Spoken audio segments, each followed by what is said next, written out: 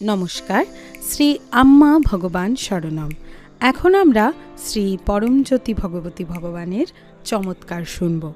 আমি কর্ণাটকের কোডাগু নিবাসী রানী সুব্রামানি বলছি। আমি ৮১,০০০ দীক্ষা কার্যক্রমে অংশগ্রহণ করেছি এবং শ্রী পরমজ্যোতি ভগবতী ভগবানের অসীম কৃপায় সুন্দর অভ্যন্তরীণ স্থিতি অর্জন করেছি এবং জীবন ও আমার চারপাশের জগৎকে দেখার দৃষ্টিভঙ্গিতে এক গভীর স্বচ্ছতা অনুভব করছি। আমি এখন আর কোনো কিছু নিয়ে ভয়, উদ্বেগ বা বিভ্রান্তি অনুভব করি না। মূল্যায়ন করার প্রবণতা খুব কমই জাগে, আর জাগলেও তা বেশিক্ষণ স্থায়ী হয় না।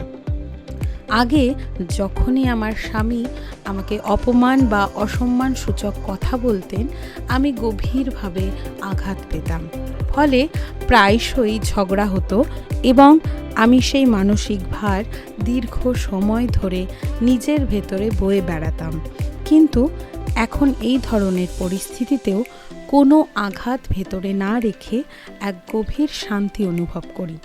একই সাথে পরিবারের সদস্যদের প্রতি আমার প্রত্যাশা স্বাভাবিকভাবেই কমে গেছে, যা আমাদের সম্পর্কে সম্প্রীতি ও সুখ এনে দিয়েছে।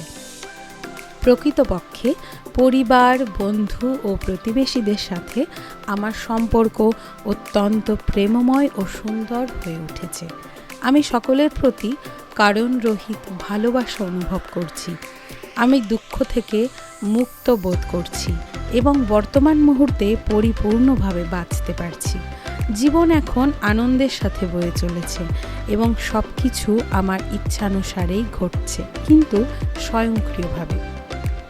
সর্বদা উপলব্ধি করি আমি একটি সমৃদ্ধ, প্রাচুর্যময় এবং গভীরভাবে পরিপূর্ণ জীবন যাপন করছি।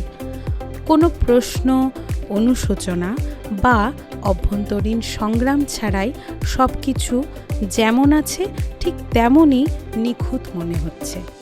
এই অপূর্ব স্থিতি প্রাপ্তির আশীর্বাদ করার জন্য এবং আমার জীবনকে এমন গভীরভাবে রূপান্তরিত করার জন্য শ্রী পরমজ্যোতি ভগবতী ভগবানের প্রতি আমার আন্তরিক কৃতজ্ঞতা জ্ঞাপন করছি।